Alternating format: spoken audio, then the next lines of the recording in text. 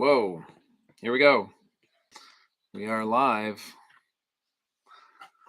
Hold on. I practiced this one. Why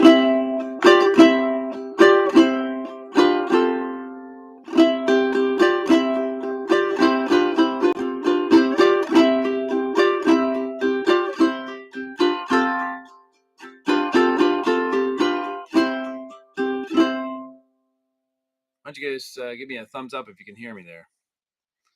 And then I'll know that you can hear me. I still am getting the hang of this. This, of course, is the Uketropolis podcast theme song. If you have listened to the podcast, then you know that melody. My friend Mary Martin used to have a ukulele radio show, and she would always play the theme song live, which I always thought was super cool.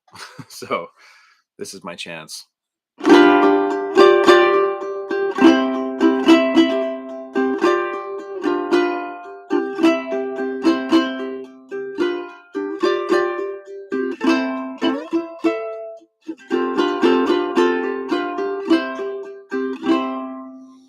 So welcome back to Uketropolis Live. Thanks for joining me here. We're going to get into a few questions from the Uketropolis community. But as always, I'm interested in your questions that you submit in the chat as well.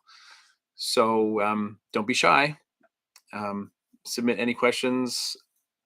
The goal here is to come up with some real ukulele answers for real ukulele questions.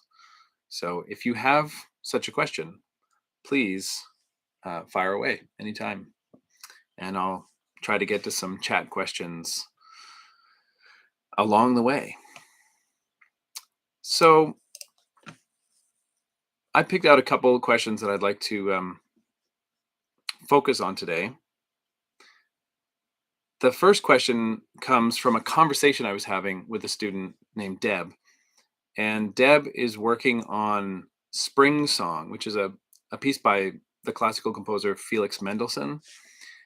And it's really, honestly, one of the most beautiful ukulele melodies that I've ever played. I'll play a little bit for you here so you get the feeling of it. This is part of the ukulele way, which is all about playing the chords, but also the melodies at the same time.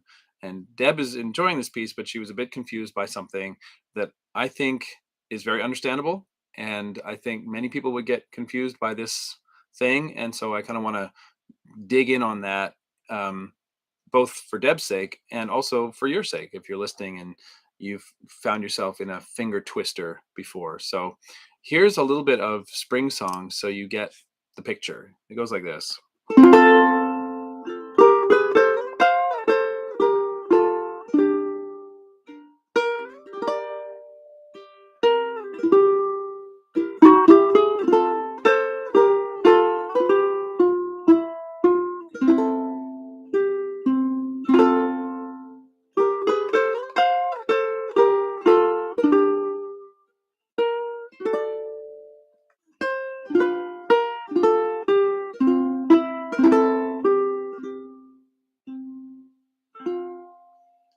Very melodic, very low key, the kind of piece that you play after a busy day at work.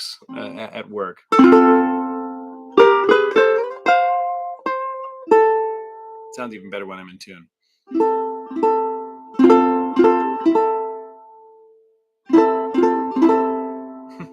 That has got to be in tune when I get to the top there. This whole lead up is kind of a promise. It's like, I promise that when I get to the top note, it's going to be in tune. So it's got to be in tune. So like I was saying, this is the kind of piece you play after a long day at work.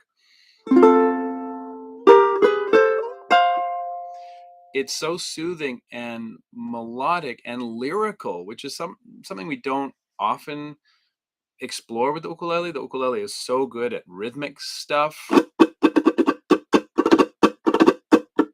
You know, it's so good at that kind of groovy strumming and singing and playing. we don't often give the ukulele enough credit for its lyrical side.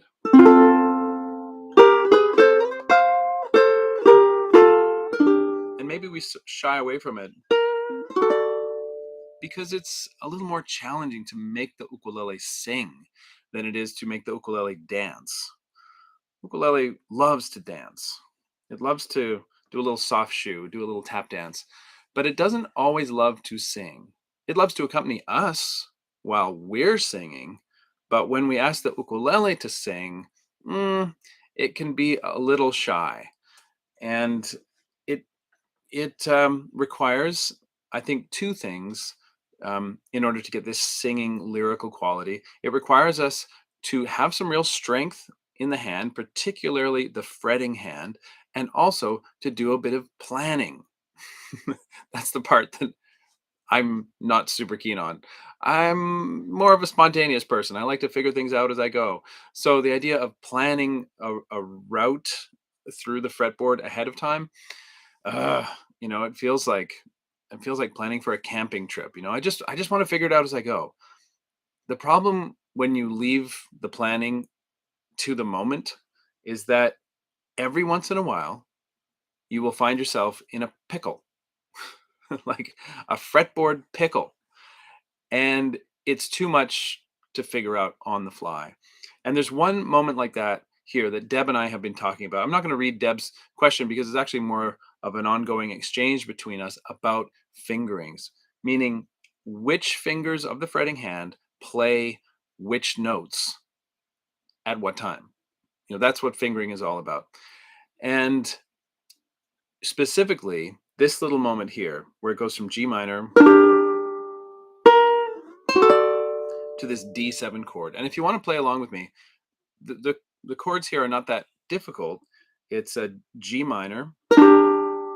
I'm playing that as 3 2 3, and then nothing on the A string. Remember, these are the names of the frets from the ceiling down to the floor as I play. So, like a C chord would be 0 0 0 3. Well, the chord I'm playing right now is 3 2 3, and then nothing. I'm just not even playing the A string. It kind of looks like a G7 in the wrong place. And it's getting from that chord to a D7 chord at the 5th fret. That's straight across on the 5th fret. Let's see if I can show you this. It's straight across on the 5th fret, plus the middle finger on the 6th fret of the C string. If you've played that one before, you'll know how it feels. That's a bar chord at the 5th fret. Now, these kind of fingering questions and the planning and the strength move that we're talking about here, these really affect you once you get past the 5th fret. One of my one of my favorite expressions that I heard from Marianne Brogan years ago is, she says, "There is life above the 5th fret." It's like, yes, I believe there is life out there above the 5th fret. The truth is out there, and it probably lives above the 5th fret. There are many frets above the 5th fret, and you know what? You paid good money for all those frets. So why not get up into the dusty frets and see what you can discover? I think it's great. I highly encourage you to take that trip above the 5th fret. There might just be life up there. But as you go higher and go beyond that 5th fret marker, you will find, I think, this is my prediction anyway, that it's a little easier to get up the ladder than it is to get down the ladder. I find this in my own playing, that actually shifting up the neck into the higher reaches is, once I get over the mental block of actually getting out of the comfort of the first 3 frets, once I get it, it's actually not so bad. Where I do run into trouble, and where you may be running into trouble in your ukulele life, is jumping back down the ladder and landing on 2 feet. that tends to be the trickier part. It's the dismount that gets you, right? So, um, so when and we'll look at an example of that in just a moment. But here, play this with me. We've got G minor going to D7, and there's a little note in between that connects. You hear that melody? Just like that. Now, unfortunately, it's that little in-between note that ends up being the fly in the ointment. If I try to play that note, which is B flat, in the place where I just naturally think of playing it, which is first finger on the first fret of the first string, if I play it there, I've kind of not checkmated myself, but pretty close. Because how am I going to get from a first finger on the first fret of the first string all the way up to the fifth fret and straight across with the same finger? It's unlikely I'm going to hit that smoothly 9 or 10 times out of 10. I might hit it once in a while, but that is a very difficult, slinky kind of a move to make. So here's where we have to lean on our knowledge of where notes are on the fretboard. If you run into trouble in your ukulele life, one of your first questions should be, could I play that note anywhere else? You don't have to think about anything more than that. Just like, is this note possible anywhere else on the fretboard? You don't have to know any music theory or chords or scales or anything. Just think to yourself, could I find that note somewhere else? And just by shaking things up and putting a note on a different string, you may find a pathway that has less friction. So although my first instinct was to play that B flat note in, my favorite spot, first finger on the first fret of the first string, that is putting me on the back foot. Okay. And I'm going to fall back on that advice that I got from the Uketropolis podcast, which is, if you're having trouble in your ukulele life and you're trying to play lyrically and it's not working, your first response should be, can I play that note anywhere else? Well, as it turns out, I can find, just by sliding around until I find something that sounds the same, turns out I have a B flat note also on the sixth fret of the neighboring string. This is what blows your mind if you're a pianist, right? You're like, what do you mean there's more than one way to play the same note? This is a real blessing and a curse. It's a curse because it can be confusing sometimes. Like on the piano, there's only one way to play that B flat, and you always know it's going to be there for you. On the other hand, it is nice to find multiple paths through these musical problems that we might have. So it's a double-edged sword. I personally love the fact that on the ukulele, we have more than one place to play every single note, or nearly every single note. I think it does us more good than harm. So here I've found a B flat on the second string, and it turns out if I go to that one, I'm right in the neighborhood of that D7 chord that I want to play next. I haven't gone in the opposite direction of the D7 chord that I want to play. I've gone toward that chord, and now I'm right on top of it, and I can switch onto that fifth fret bar chord without so much as a bump in the road.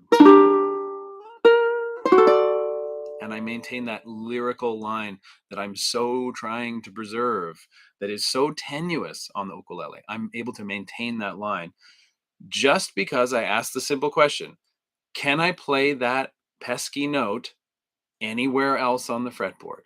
The answer was yes, and it just so happened to land me much closer to the destination that I had in mind. On the high G ukulele tuning, you also have another way of playing that B flat, which is on the third fret of the fourth string, the string closest to your face. That's also a possibility. Okay. I mean, that one kind of works because I'm able to slide up with the ring finger and then place the D7 chord. The whole point is, if you're having trouble, shake it up a little bit. And what I mean by shake it up a little bit is to ask that question: could I play that note anywhere else? If the answer is yes, you might be on to something good that'll take you a little bit closer to your destination. Okay, so that is what Deb and I have been working on this week. She's a real trooper, and she's not letting a little hiccup in the lyrical melody trip her up for long, because she loves this sound.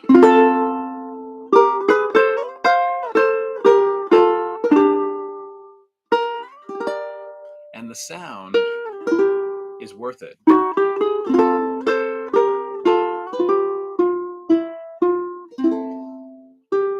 The price of lyricism is a little more practice and a little bit of planning.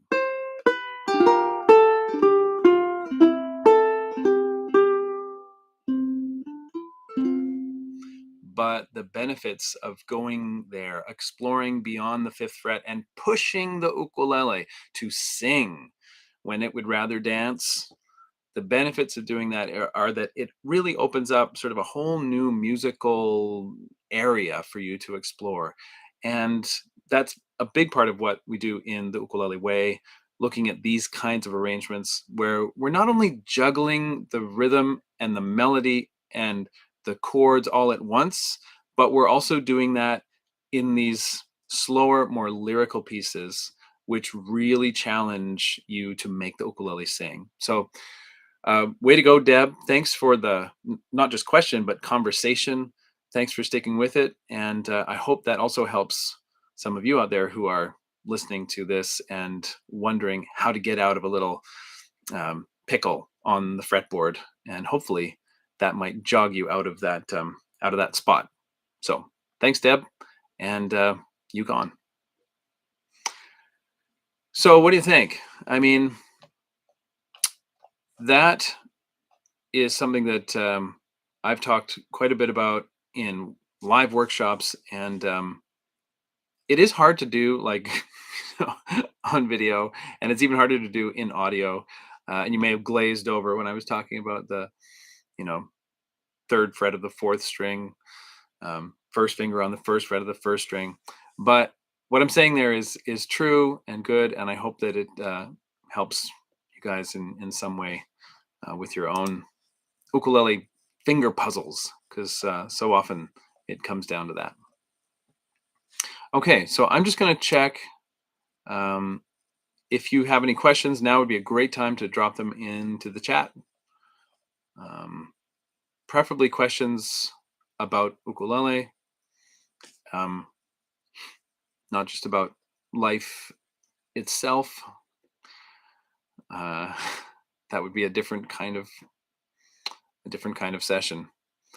Let's see. Just a quick question from Stephen. What lesson is that from in the ukulele way? Ooh, good trivia. It's from book 5, so it's getting up there. 5 out of 6, right? There's 6 levels in the ukulele way. This is getting up there to book 5, and it's lesson 7, Spring Song by Felix Mendelssohn. Elmar has a good question here. How can I play a swinging jazz accompaniment? Yes, great question. One of my favorite sounds on the ukulele is jazz.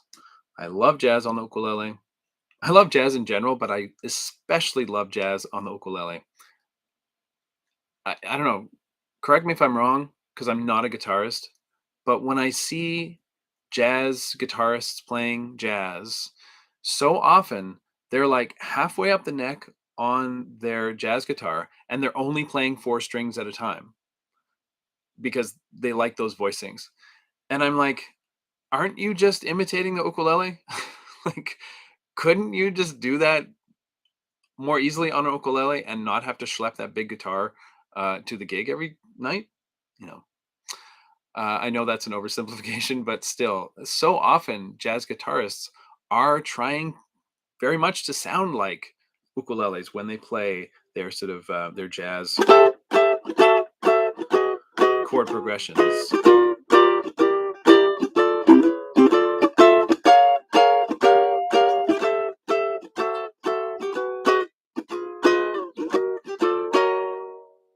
Jazz sounds especially sweet on the ukulele when you have the high fourth string. My dog has fleas. That fourth string being unexpectedly high, what it does is it kind of compacts all of the chords that you're playing in jazz, and it sounds a little bit more like a barbershop quartet, like a pocket-sized barbershop quartet. That's what that high fourth string tuning does in jazz, and to me, that is just such a nice sound.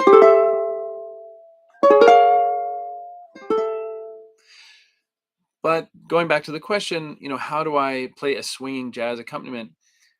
It has, as much to do with um, how you're playing it as it does with what you're playing.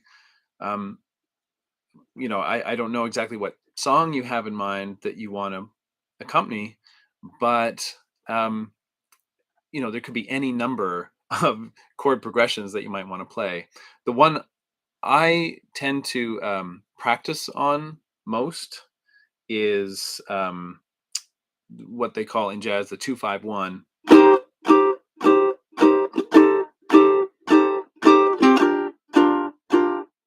I find this is sort of like the quintessential jazzy sound, and it makes a great practice loop, I guess you could call it. And all I'm doing right there is starting straight across on the third fret. We can call that C minor 7. And then here's where the magic happens. You just take one of those notes, just one of the notes, and pull it back one fret. So instead of going straight across on the third fret, I'm actually going second fret and then third fret, third fret, third fret. So 2, 3, 3, 3 would be the fret names. And then I'm finishing it off with a B flat 6. Now, this is a good example of something you'll notice a lot in jazz, which is that the chords that sound like they're going to be more difficult are often easier to play. I'm not just saying that to, like promote my ukulele jazz course and trying to get you to, buy into this jazz thing. It's true. Like so often the chords that have extra, digits in them, extra numbers, extra letters, things that make them sound scary, like 8 or 9 times out of 10, those chords are ergonomically easier than the chords you thought were already easy, right? So for example, like the classic example would be C. Everybody thinks C is the easiest chord in the world, but of course C6 is easier. All the open strings, right? There are so many examples of this. G, the typical G chord, garden variety G chord. Pretty easy, I guess. People think of that as a beginner level chord, but G6, a jazzy chord that sounds a little more intimidating, is easier. It only takes 2 fingers to play, both on the second fret. It's like a G chord with a hole in it. I mean, I could just go on and on with so many examples of chords where their jazzy counterparts are easier to play than their garden variety versions. And of course, the classic is the one we're looking at right now, which is B flat. Everybody's, nightmare chord when they first start playing the ukulele. It's only a nightmare if you try to play it the vanilla way, with the full complement of notes. That is tricky. I remember struggling with this for weeks, what felt like years, trying to get this B flat in place. If only I had explored jazz a little earlier. Maybe play something like a B flat major 7. That's just third finger, second finger, first finger, no fingers on the A string. Beautiful chord. You don't have to flatten that first finger out. Or the one that I'm playing here in this exercise, which is B flat 6, which is the B flat chord without the ring finger. Beautiful chord, easier to play than the regular B flat chord. So these three that I've been talking about here: C minor 7 straight across on the 3rd fret, then pulling that one note back for an F9, and then B flat 6. To me, this is my go-to jazz practice progression. Partly because I'll get to use it in a lot of songs, and partly because it gives me a good opportunity to practice my right hand jazz lift sound. Now, you'd think that in jazz that, you know, everything is more complex. Well, in jazz, the right hand must be really complex because the harmonies are so complex, and jazz is so complex, and improvisation is so scary. The right hand must be doing something really bizarre.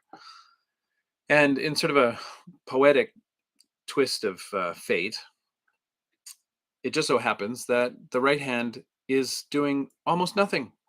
The right hand in jazz goes like this. Here, you get your pencil and your paper out and write down the um, the jazz strum. Are you ready? It goes like this: down, down, down, down, and sometimes up, down. That truly is it. Down, down, down, down, down, down, down, down, and sometimes up, down. Did you hear the little hiccup?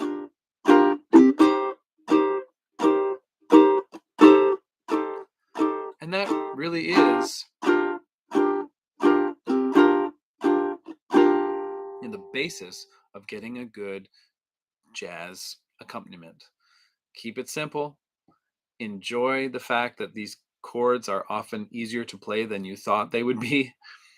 And maybe most importantly, I will say, listen to a lot of jazz. If you're going to play jazz, if you're going to play a sweet accompaniment in a jazz style, please, please, please do yourself a favor and just look up some great jazz performances. Watch them, listen to them, let jazz get under your skin. It really is the most enjoyable and maybe the fastest way to get good at jazz is just to listen to a bunch of jazz. Um, you could also take a course like the one I have, ukulele jazz, and we go into much more detail on how to integrate that into um, songs. Great, wonderful, lyrical, beautiful jazz standards. It's all there if you want it, and even if you don't want to go that far with it, I hope that that is interesting, something you might want to try. And if nothing else, I hope you sort of get the sense that jazz doesn't have to be intimidating, that as an ukulele player, it truly is at your fingertips, just begging to be played. It's not as hard as you think. It's easy to get started. And I hope you'll give it a try. And thanks for the question.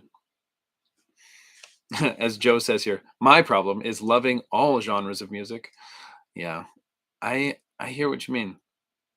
And my problem is that I love all good music.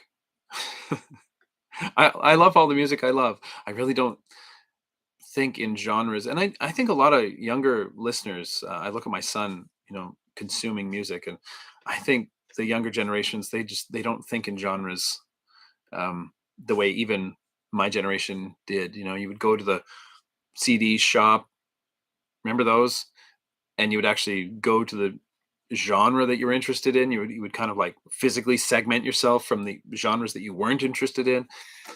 These days with playlist culture, I think a lot of those barriers are just going away, and people just love what they love, and it's cool.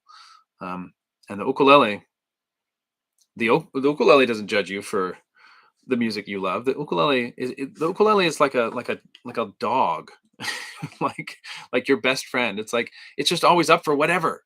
Sure, you want to play that? Yeah, let's do it.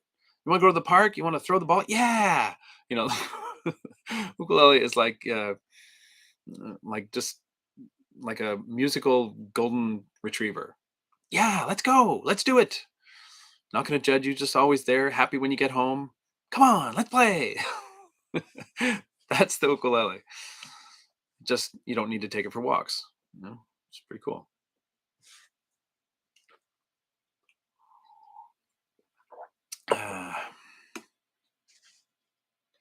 Uh, there's a great question here from Marcos. Could you please talk about any banjolele finger picking patterns? Wow, this is a beautiful segue to something that I was going to save for later. But I see some other questions that are pushing me in this direction. I see another one from Mike. He's saying, please tackle something about playing bluegrass music on the ukulele. I can't resist. I think I'm just going to have to say it now. I was going to wait till the end for the big reveal, but I think the fates are against me. I am announcing to you guys right now, just to you folks who are on the call right now, and I'll get the word out more over the course of the next week. But I have a very exciting announcement, which is that I have a new course coming out on Uketropolis. And if you know me, you know that I'm always pretty excited when I have a new course coming out, because I don't just, I don't put courses out very often. It's only when I get really excited about something that I want to write the method to it. I want to do all the arranging. I want to create all the backing tracks. I want to shoot all the lesson videos. I want to edit the videos. There's like a pile of work when you put out a course, making sure that it's structured, that it's fun, that it's accessible, that it's worthwhile, and that it over promises, that it under promises, I should say, and over delivers on the content. All of those things really add up, and they take a lot to pull together. And so, all the more reason why I'm super excited to announce that I have a new course, and the topic of the course is Americana ukulele. Woo! You heard it here first. Americana ukulele. It's a catch-all for old-time bluegrass, fiddle tunes, clawhammer. Um, these are all styles that fall under the umbrella of Americana ukulele. And if you've been following me, you know that I've just been really deep into these styles for many years. And now I guess it felt like the right time to just put them all together into an actual course where you guys can get kind of a buffet, sort of a tasting platter of all of these different styles. Because that's a big tent, right? I mean, Americana it's a huge tent, and it covers a lot of stuff. So all the way from Travis picking, which is this kind of a style.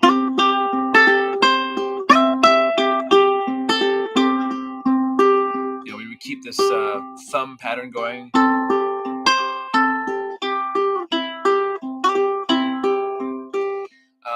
To stuff like flat picking.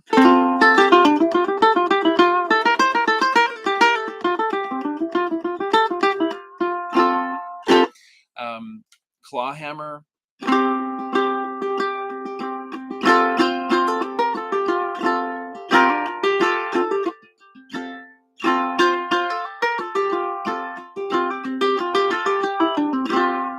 Which is one of the banjo techniques that I love very much. It's not the one that Mike was asking about. He's asking about more of a bluegrass style.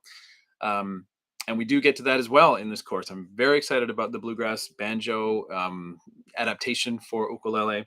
Something more like...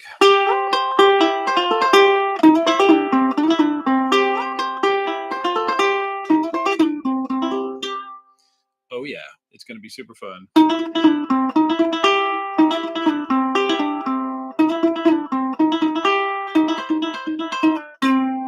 Woo!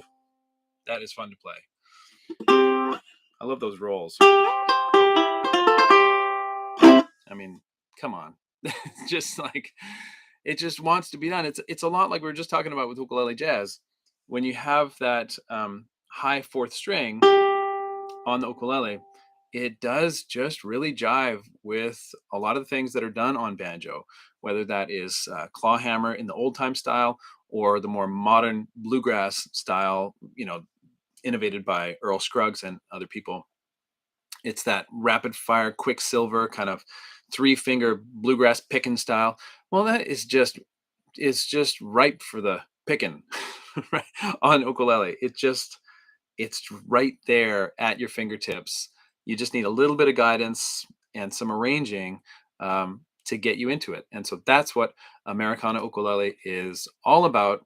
The course is coming out in 1 week's time. So this time next week on March 9th. So check it out. And I hope you enjoy it. I know you're going to enjoy it. So I hope to check it out and add it to your repertoire on ukulele. Personally, I've always found that whenever I fall out of love with the ukulele, there's always something that brings me back. And I don't know how many times I've been through this cycle of like, just feeling like I hit a wall with my development as an ukulele player and my interest in the instrument. Just hit a wall. And then every single time, without fail, some new musical adventure comes along to sweep me off my feet and to get me playing again. And once that was clawhammer, that style that I demonstrated.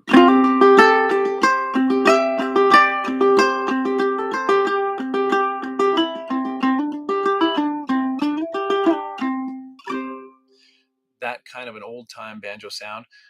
One time, that was exactly what got me back into playing. It got me off the couch, got me, holding my ukulele again and feeling excited about music.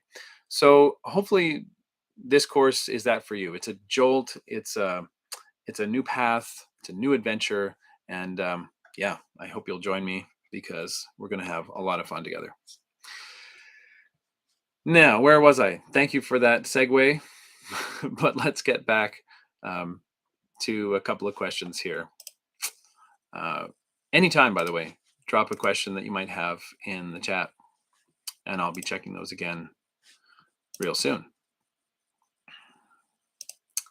This is fun, guys. I really appreciate you being here with me live. Let's see. Oh, yeah. Let's try this one. This one came in from what course is this? I'm just going to check because it's not always clear when they come in what course a person is taking.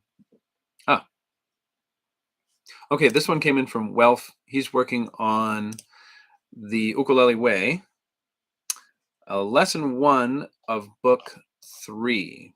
So he's getting toward the middle of the Ukulele Way. Again, if you're not sure what the Ukulele Way is, it is a method where you learn how to juggle all the parts of the music simultaneously on one ukulele. Some people call that chord melody. Some people call it fingerstyle solos, or whatever, however you think of it. It's that style where you could just jump up on stage at an open mic and be the entire band on your own. So Welf is on that journey, and he's paused here at a lesson on the F major scale, and he's asking, I learned the F major scale in a different way than what you're teaching here. He says, I started with F and I went up 1 octave.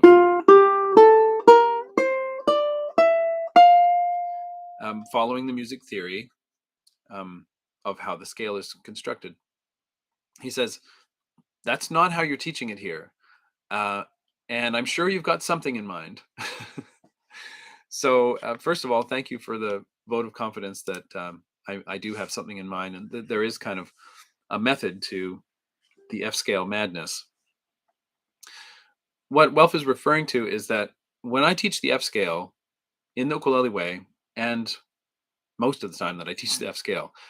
I teach it so that you stay in position. You don't shift out of the first three frets, and you just discover all of the notes that are part of the F scale in those first three frets. You'll get more of these notes if you have the low fourth string, but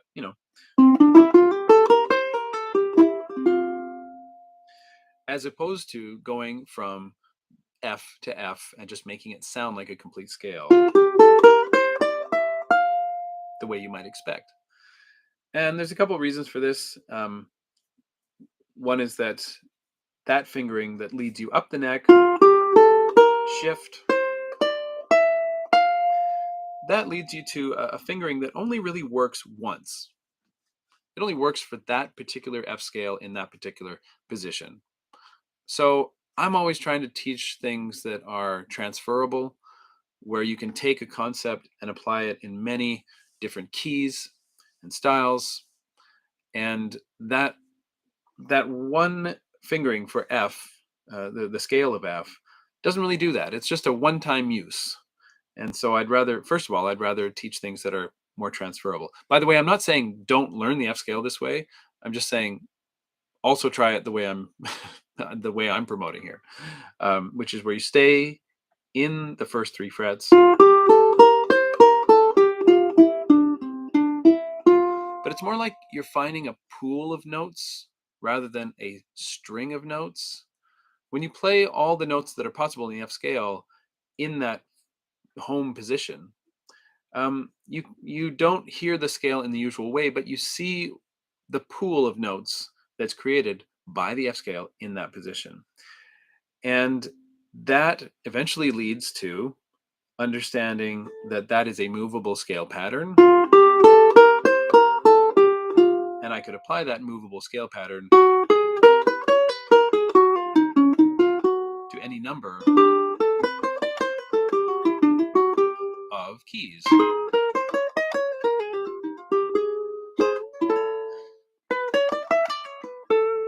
Unlike the single use F scale that you might have expected I was going to teach. Okay.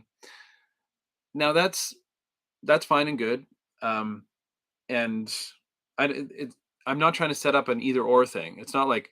Um, it's not like you're a bad student if you learn it the one octave way.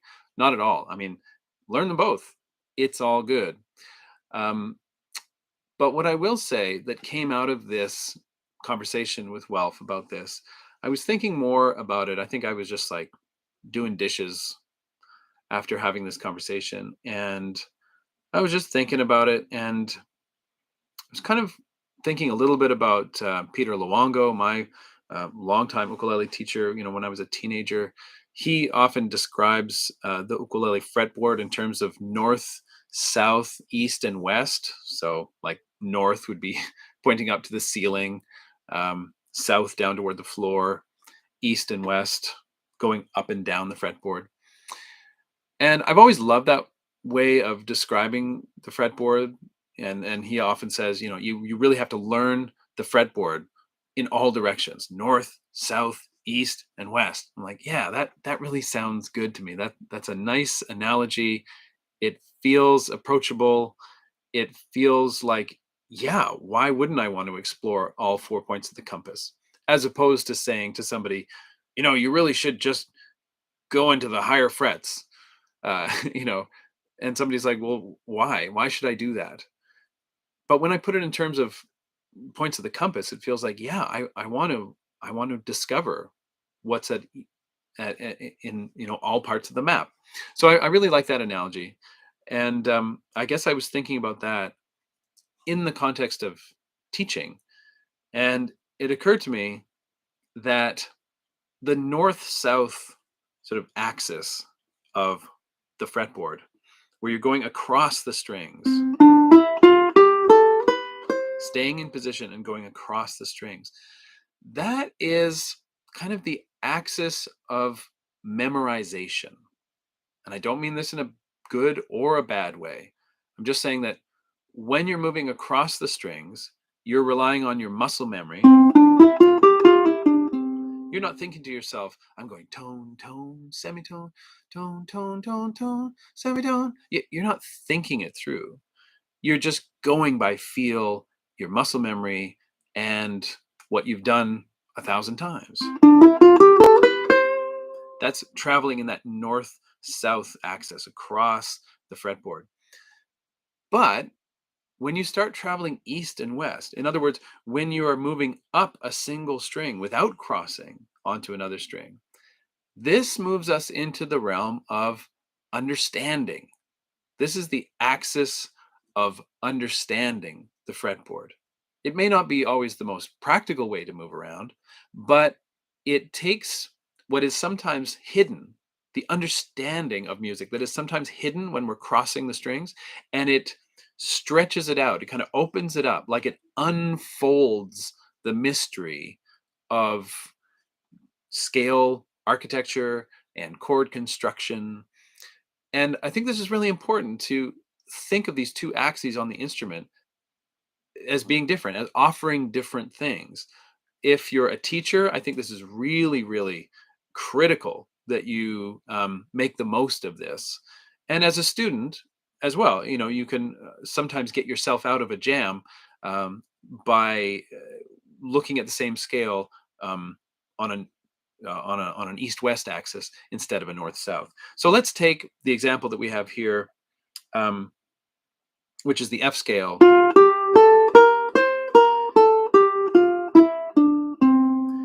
If I stay in that home position, I'm telling my fingers, memorize those fingerings so that when I come to you, you don't ask me why, you just do it. When I have a melody like,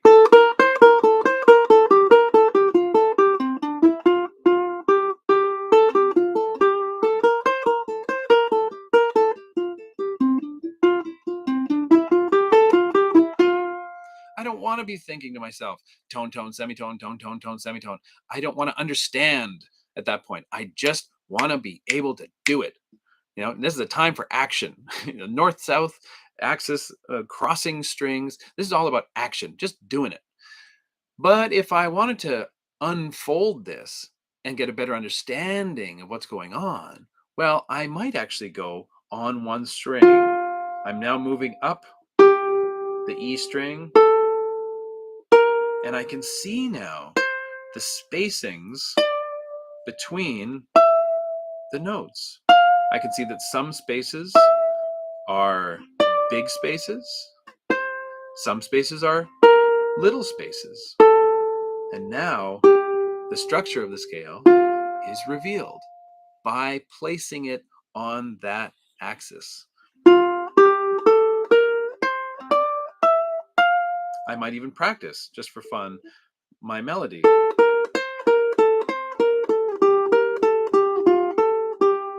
On a single string so that I can really see how it's built. This even works for chords.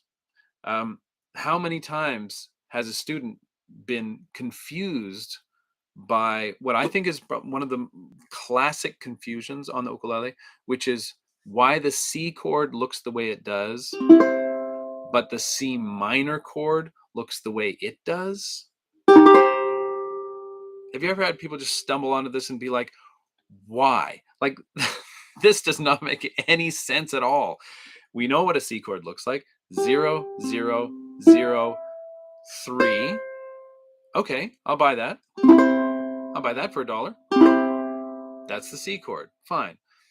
But I thought you said that all I have to do is change one note and then I get C minor. You said that, right? You said that you just take the third of the chord, you lower it by one half step, and then you get C minor. So why does C minor look like this? 0, 3, 3, 3. Why are there now what looks like two additional notes? This is very confusing. The C minor problem for teachers is one of those that in the category of, I just hope students don't ask that question because I don't even know how I'm going to answer that. if you've done any teaching with the ukulele, you know that the problem here is that the open strings, and come on, don't we all love open strings? I love open strings. They're so great. They're easy to play. They always sound resonant and beautiful, but they do get in the way when you're trying to understand how music works. It's a double-edged sword there as well. So the problem is that I need to flatten the E. I need to make it into E flat. The problem is that E is an open string, so I can't flatten it in place. I have to find it on the adjacent string, which moves on the third fret, and blah, blah, blah, blah, blah. That's going to be a very hard conversation to have with a student who's asking an innocent question. Why does C minor look so totally different from C when there's only one note that changes? In this case, when this happens to you, whether you're a player or a teacher, I hope you'll think back to this very moment right here, this very moment, and think, oh, yeah, that thing the guy was saying was that if you unfold this chord in the east-west direction, you might get a peek inside and it might show you something that was hidden. Oh, okay, let's try. So let's put a chord on a single string. Is this something you do every day? Probably not. But hey, that's why you're here, to try new things. So let's try putting a chord on a single string. We've got C, that's the open third string. Now, if we're playing C major, it would be C and then E. That's the fourth fret. Remember, there's only one string in my universe right now. It's the C string. That's it. That's all I'm using. C, then the fourth fret on the C string. And then the next note would be G, the seventh fret. And finally, C on the 12th fret. That is the chord C mapped onto one string. 0, 4, 7, 12. 0, 4, 7, 12. By just playing the chord one note at a time, I can see the distances now between each part of that chord. And here's the moment of truth. Now that I have this chord mapped onto a single string, what do I need to do to turn it into a C minor chord? Will I finally see that, yes, indeed, there is only one note that changes? All I have to do to make it C minor, instead of playing the fourth fret here, play the third fret, E flat. Everything else stays the same.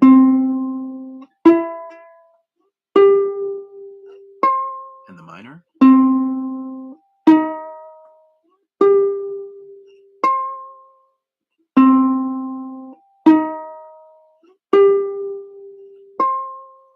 And now, for the first time, because I moved into a different axis, I was able to unfold that difficulty of understanding C versus C minor.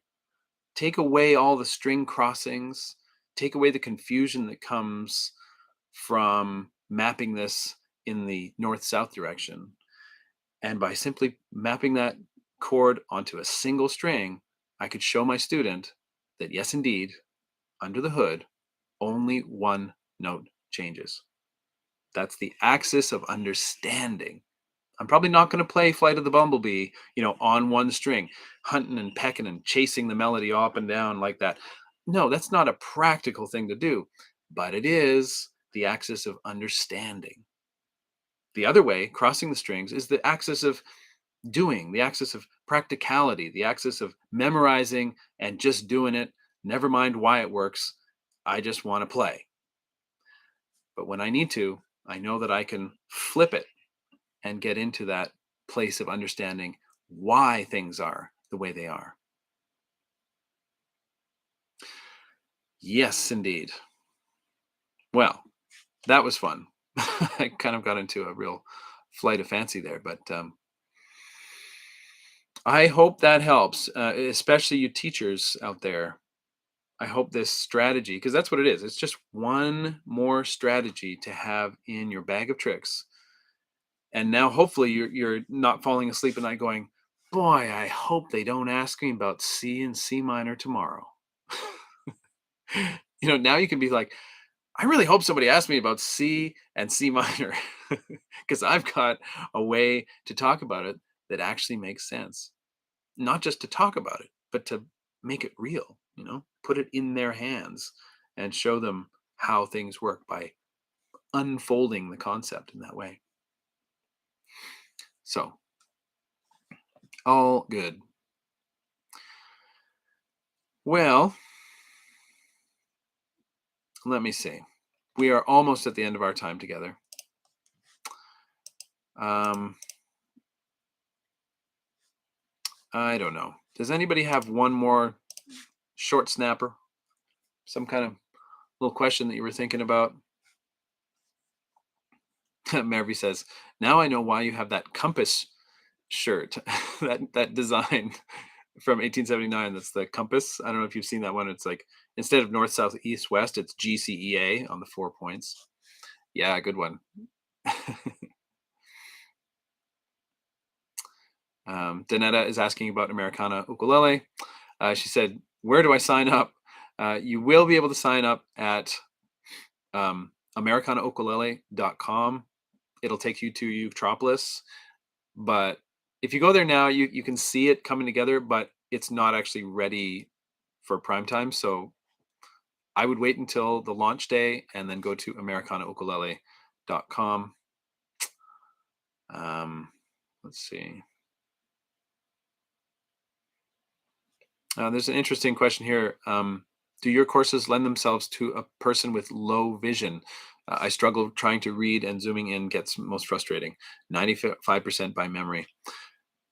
That's a really fascinating question. We do have full screen view on all our scores.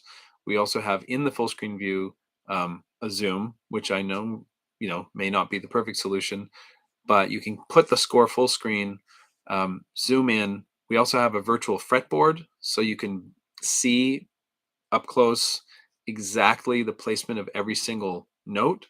This is good for people with any level of vision, of course, but it may well help in your situation as well. Um, and of course, all the audio can be sped up, slowed down.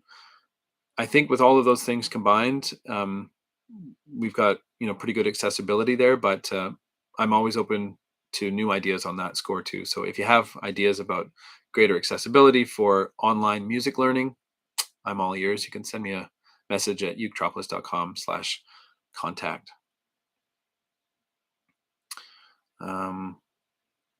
Okay, let's see. Well, some good last questions here. Lori was saying, were you playing the D across the strings in the F scale?